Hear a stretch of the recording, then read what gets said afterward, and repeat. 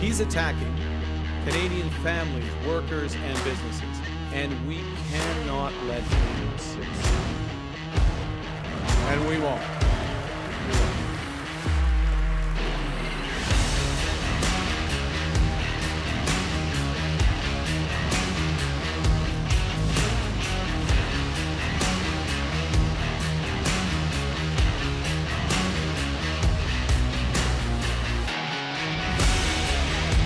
Newly elected Liberal leader Mark Carney is setting his sights on mending Canada's strained relationship with India. In an interview on the 4th of March, Carney had emphasized the need to diversify trade and repair ties with the Asian powerhouse, still reeling from the fallout over allegations that Indian agents were involved in the 2023 assassination of Hardeep Singh Nijjar.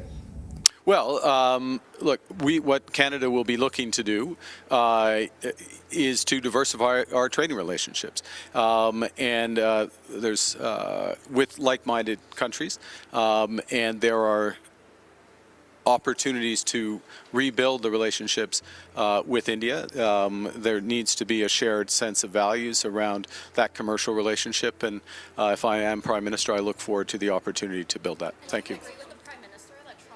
With challenges at home and abroad, Carney's leadership offers a potential reset, but whether it leads to real change remains to be seen. A former central banker and now Canada's PM, Mark Carney, is setting his sights on rebuilding Canada's strained relationship with India. In the interview, he stressed the need to diversify Canada's trade relationships, making it clear that restoring ties with the Asian giant was a key priority. Carney's remarks come at a time when Canada is grappling with a series of challenges, both at home and abroad. Economic uncertainty, the fallout from the US-China trade war, and growing tensions with India are dominating the national conversation. However, it's a diplomatic rift with India that has perhaps garnered the most attention in recent months. The rift between the two nations hit a breaking point in September 2023 when the then Canadian Prime Minister Justin Trudeau accused Indian agents of being involved in the assassination of Hardeep Singh Nijjar, who's a pro-Khalistan separatist leader. The allegations made in a speech to Parliament suggested there were credible links between Indian operatives and the killing in Surrey of British Columbia. India swiftly rejected the claims, accusing Canada of making serious allegations without providing any evidence. In retaliation, both countries expelled diplomats in a tit-for-tat move, effectively freezing bilateral relations.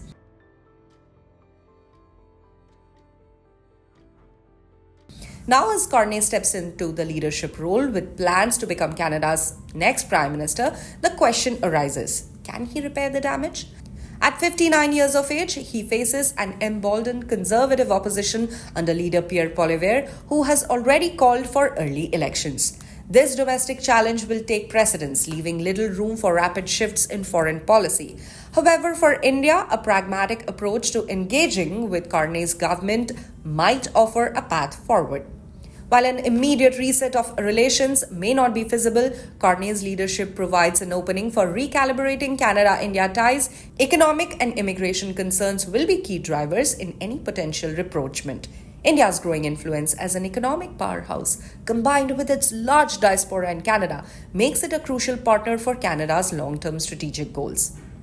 One of the most pressing issues between the two countries has been the uncertainty surrounding Canadian visas for Indian students and workers. Many in the Indian diaspora have been rattled by delays and shifting immigration policies, while India has repeatedly criticized Canada for not doing enough to curb separatist extremism within its borders. These issues, combined with historical grievances over the 1985 Air India bombing and Canada's perceived leniency towards Khalistani separatists, have made it difficult for the two nations to rebuild trust.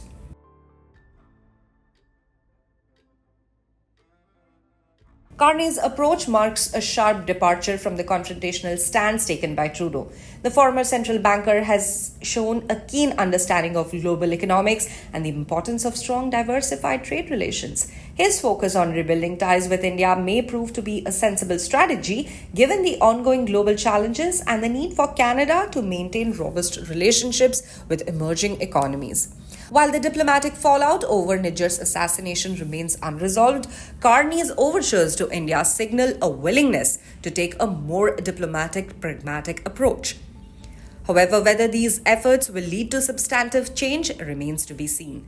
The challenge of navigating both domestic political pressures and complex international issues will test Carney's leadership in the coming months. For now, Canadians and Indians alike will be watching closely to see if the new Prime Minister can chart a new course in bilateral relations.